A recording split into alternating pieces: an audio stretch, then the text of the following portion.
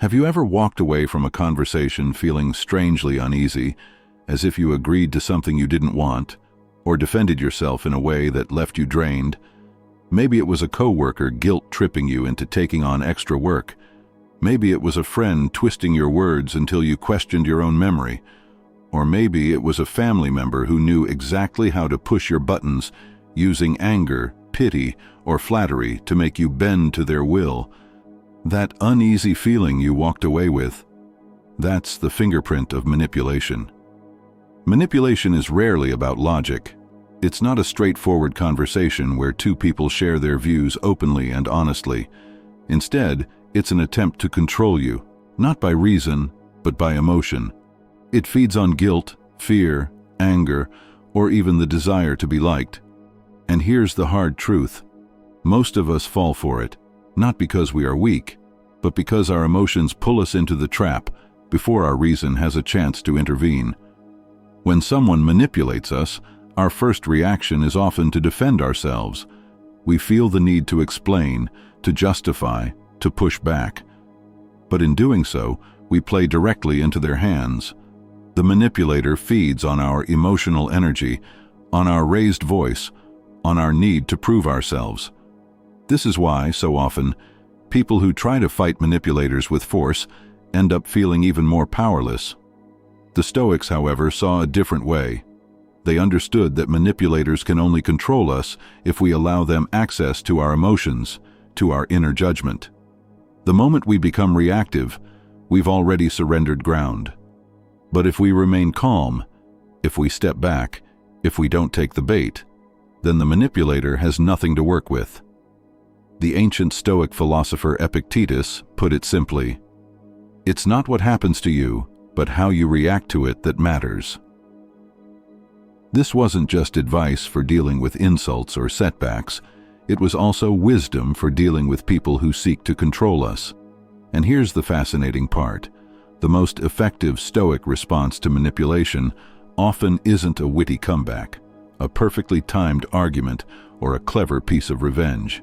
It's silence, it's composure, it's a calm refusal to enter the game at all. In this video, we're going to uncover how the Stoics outsmarted manipulators without ever raising their voices. You'll see how they used emotional control as a shield, silence as a weapon, and perspective as a way of disarming even the most cunning attempts at control.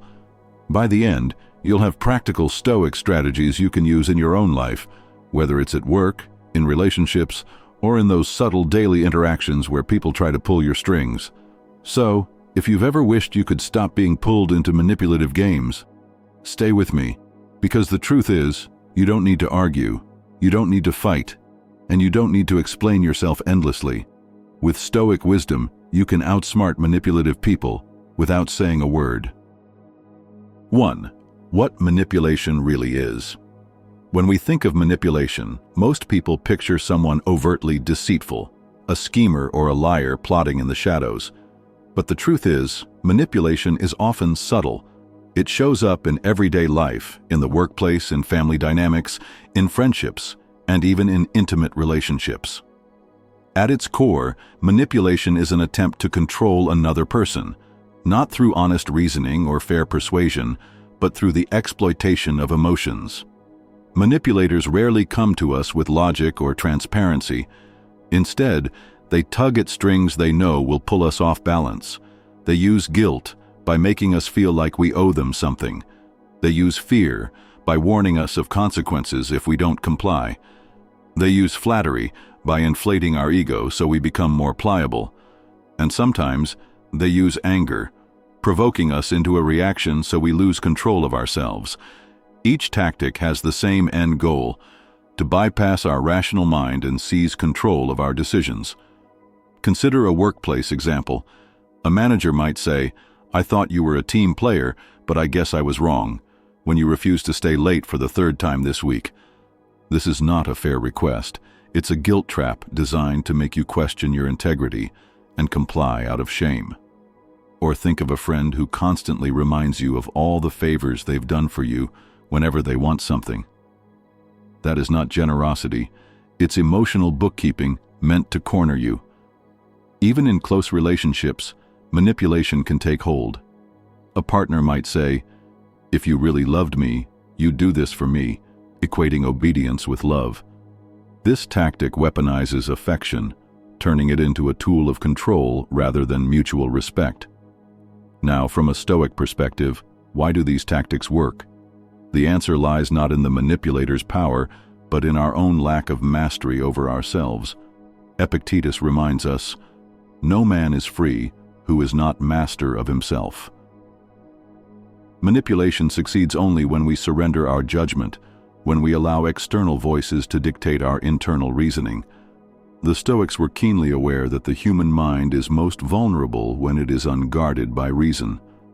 Emotions like guilt, fear, and anger act as open doors through which manipulation walks in. But if the doors are closed, if we remain grounded in our principles and steady in our judgments, the manipulator finds no entry. Marcus Aurelius once reflected that other people's actions are outside our control, but how we interpret and respond is always within our command. This is the essence of outsmarting manipulation. The manipulator can tug, push, and provoke all they want, but unless we give consent, unless we hand over our judgment, they have no true power. In this way, manipulation is less about what someone else does and more about whether we allow it to take root in us. And the Stoics would say, if we keep our minds clear, calm, and centered, then no trick of words, no surge of flattery, and no cloud of guilt can move us against our will. 2. The Stoic shield, control of emotions. If manipulation preys on emotions, then the Stoic defense is clear. Master your emotions before they master you. The Stoics did not teach us to suppress feelings like a stone, but rather to understand them, observe them, and keep them from dictating our actions. Marcus Aurelius once wrote, "You have power over your mind, not outside events. Realize this, and you will find strength." This is not just poetic wisdom, it's a practical shield. When someone tries to guilt you, they are depending on your immediate emotional reaction. When someone provokes you, they are counting on your anger to erupt without thought. When someone flatters you, they expect your pride to cloud your judgment. In each case, they win only if your emotions run ahead of your reason. Think of emotions as sparks. Left alone, they burn out quickly. But when we fuel them with reaction, they grow into fires that consume our clarity. Manipulators thrive on these fires. They don't need to control us directly. They simply strike the flint and wait for us to set ourselves ablaze. The Stoics practiced what we might call the pause.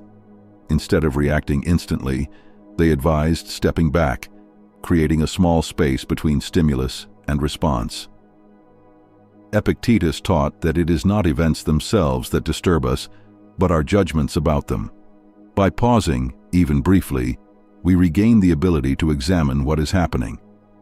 Is this guilt trap really true? Is this provocation worth my peace? Is this flattery genuine or a trick? In that pause, manipulation loses its grip. This is not easy, of course. Our biology primes us to react quickly, to defend, to protect, to belong. But Stoicism reminds us that true freedom lies in restraint. Anger, fear, shame, pride, these are natural feelings, but they are not rulers. They are visitors knocking at the door. We have the right to decide whether to let them in. Picture yourself wearing an invisible shield, the Stoic shield. It does not block experiences or emotions, but it filters them. The sharp words of an insulter, the pressure of a manipulator, the sting of rejection, they reach your ears, but they cannot pierce your mind unless you lower the shield. The shield is built of self-awareness, reason, and discipline. A simple practice can strengthen it. The next time someone tries to provoke you, imagine you are watching the scene from a distance, like an observer. Suddenly, their tactics appear small, almost theatrical. Their anger, their guilt trap, their flattery. It all looks like a performance designed to draw you in. But as the observer, you see the strings being pulled. You don't have to dance. This is why emotional control is not just about personal peace. it is a form of power. The person who cannot be provoked cannot be controlled. The person who does not crave validation cannot be deceived by false praise. The person who knows their worth cannot be guilted into submission. In short, to control your emotions is to hold the master key that unlocks freedom from manipulation. And as the Stoics remind us, that key has always been in your hand. 3. The manipulator's playbook: guilt, fear, flattery. If we want to defend against manipulation, we must first understand it. Manipulators rarely use force, they use subtle tools, and the most common of these are guilt, fear, and flattery. These three levers are as old as human interaction, and the Stoics understood their danger well. Let's begin with guilt.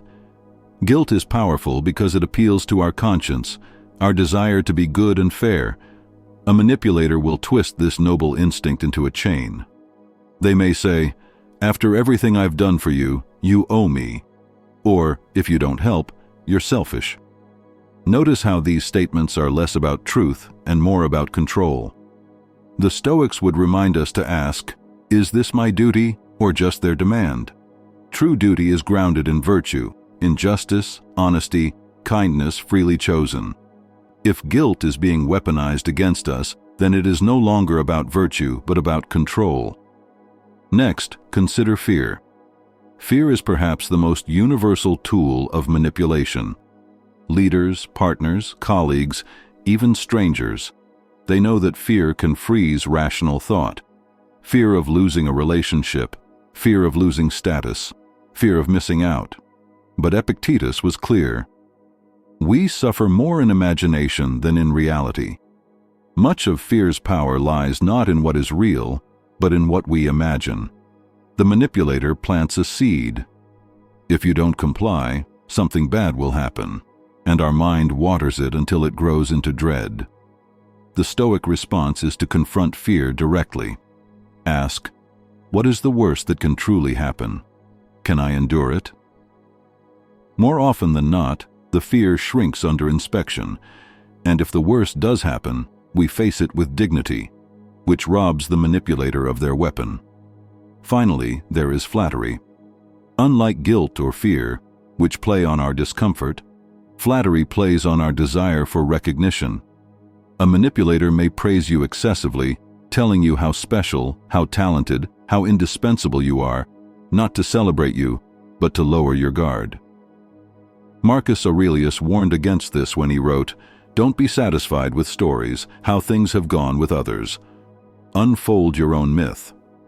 In other words, do not rely on external validation to define your worth. When we know who we are, praise becomes pleasant but unnecessary. When we hunger for it, we become easy prey. What connects guilt, fear, and flattery is that they all bypass reason.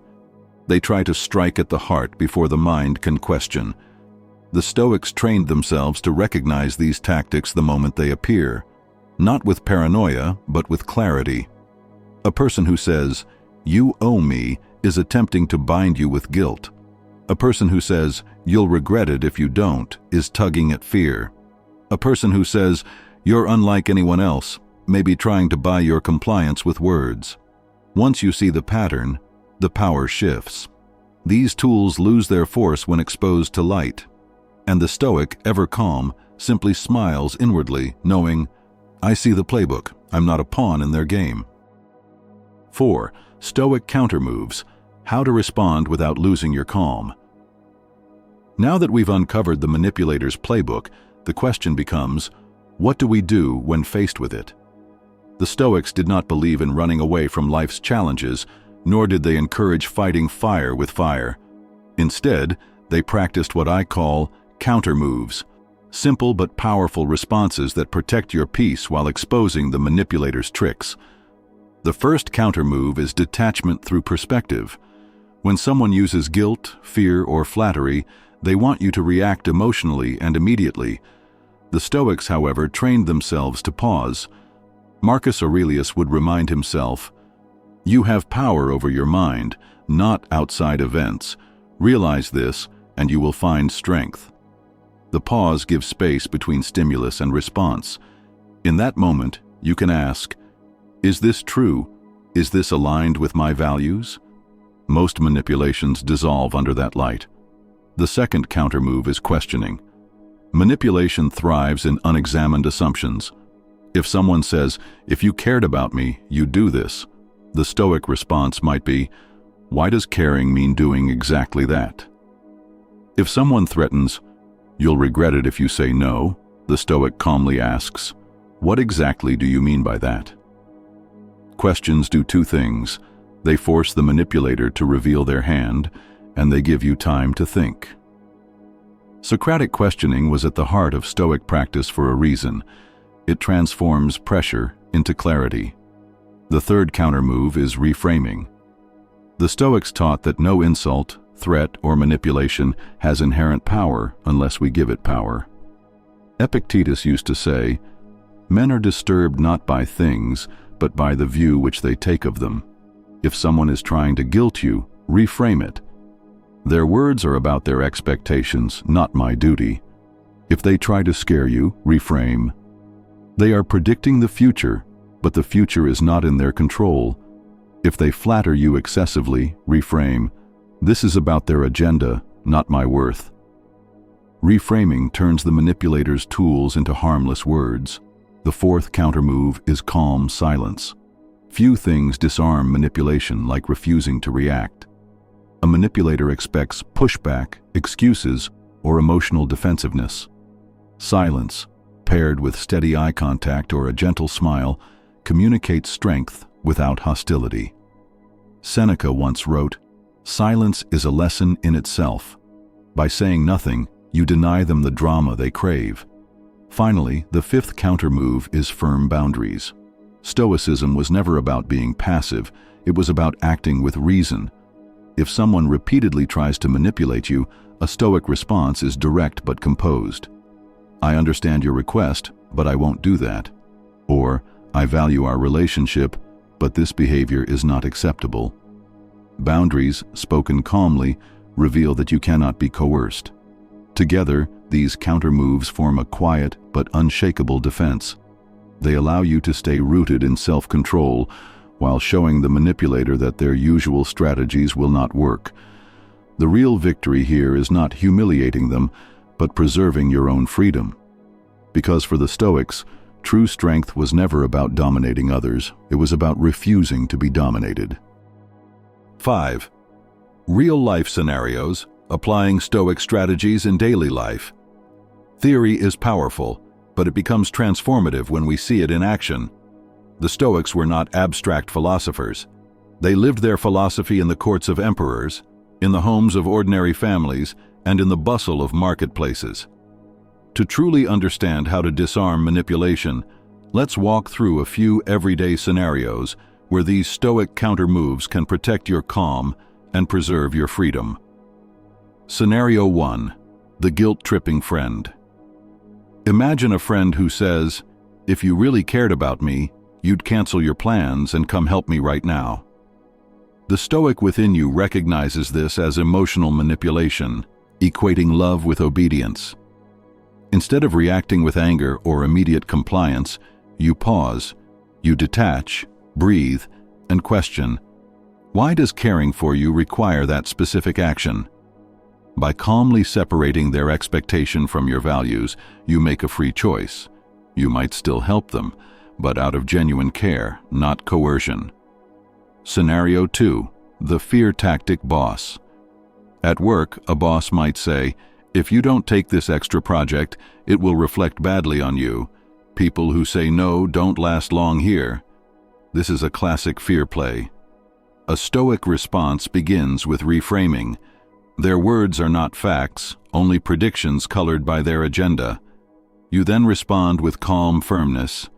I want to deliver high-quality work, and taking this on right now would compromise that. I'll focus on finishing my current project with excellence. Instead of caving to fear, you assert your boundary respectfully. Scenario 3. The flattering manipulator. We've all met someone who uses charm to influence us.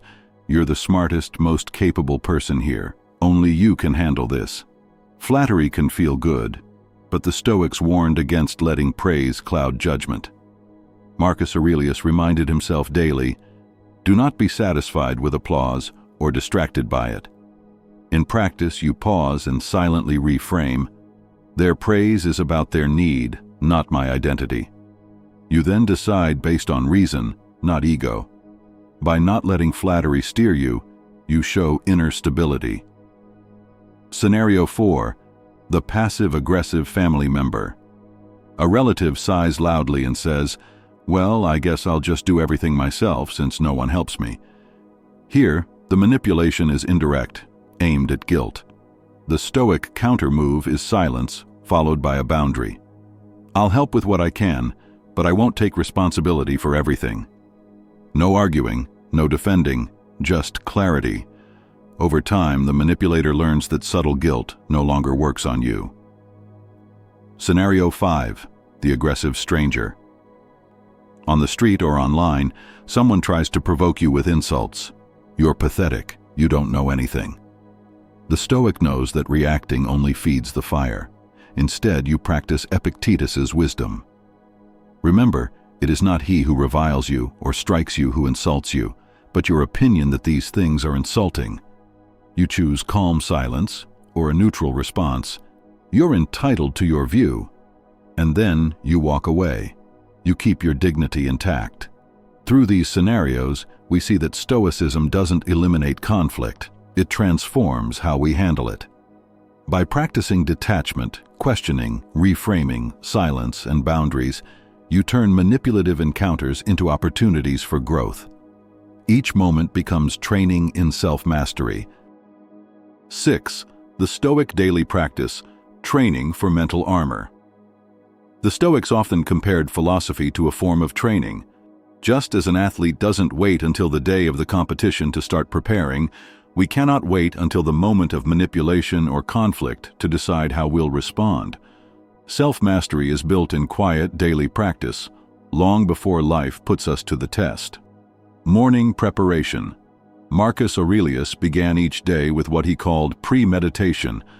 He reminded himself, "Today I shall meet with interference, ingratitude, insolence, disloyalty, ill will, and selfishness."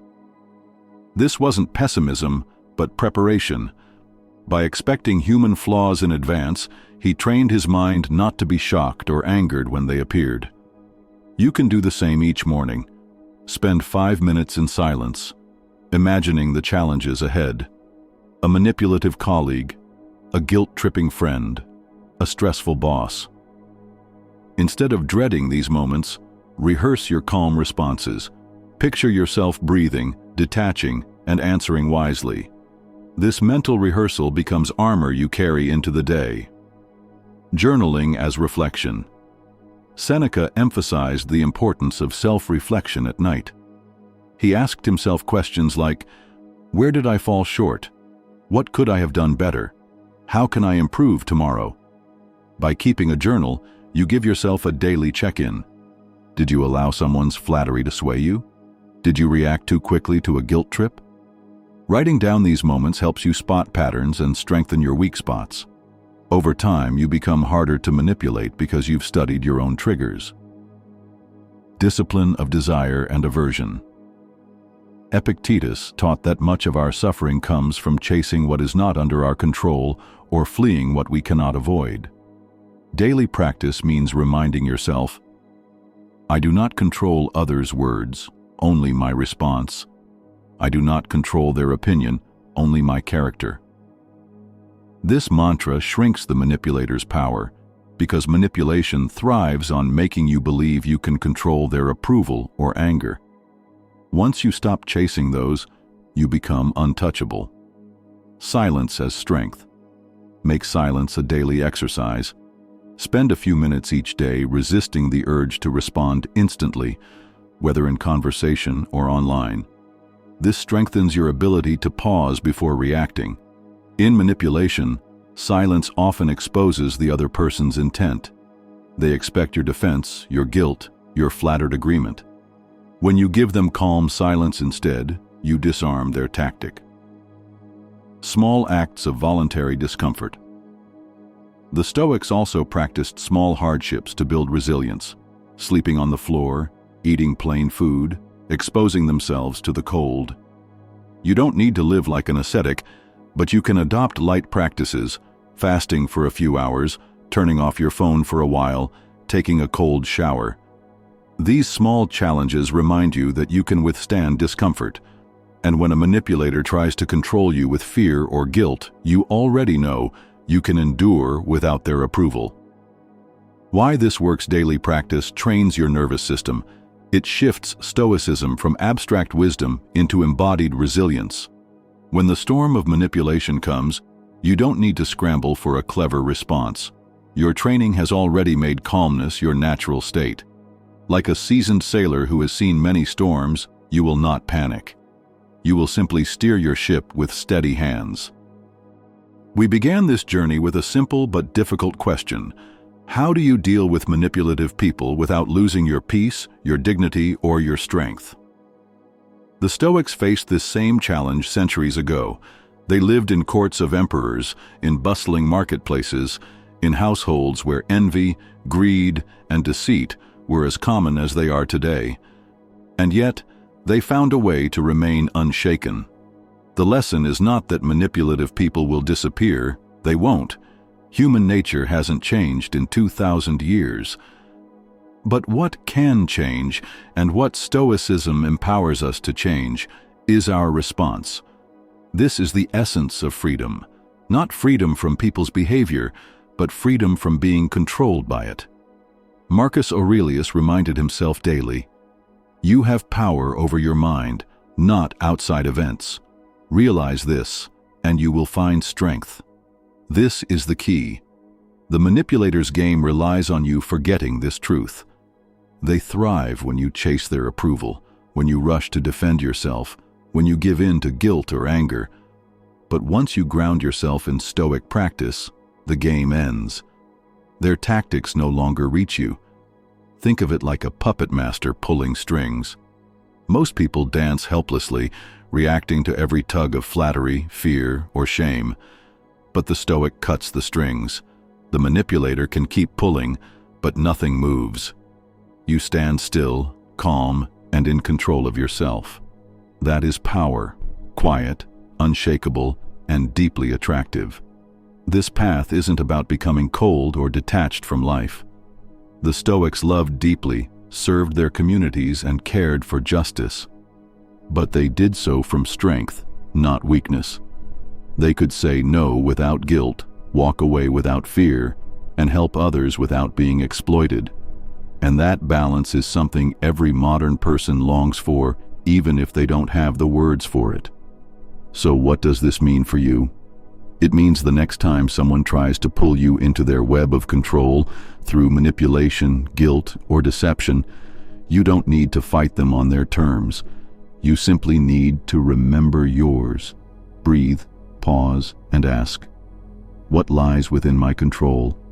What doesn't? Act only on what is yours. Let go of the rest.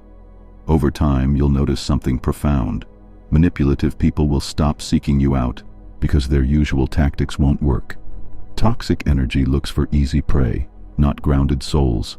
And in its place, you'll attract people who respect your strength, your boundaries, and your calm presence. The Stoics never promised a life without conflict, but they offered something better. A life where conflict no longer enslaves you. A life where your peace belongs only to you. And that is the highest form of victory, not conquering others, but mastering yourself. So as you leave this lesson behind, carry this thought with you. No one can truly control you unless you hand them the keys to your mind. Hold on to those keys, guard them well, and walk forward with the quiet strength of a Stoic, unshaken by the storms of others.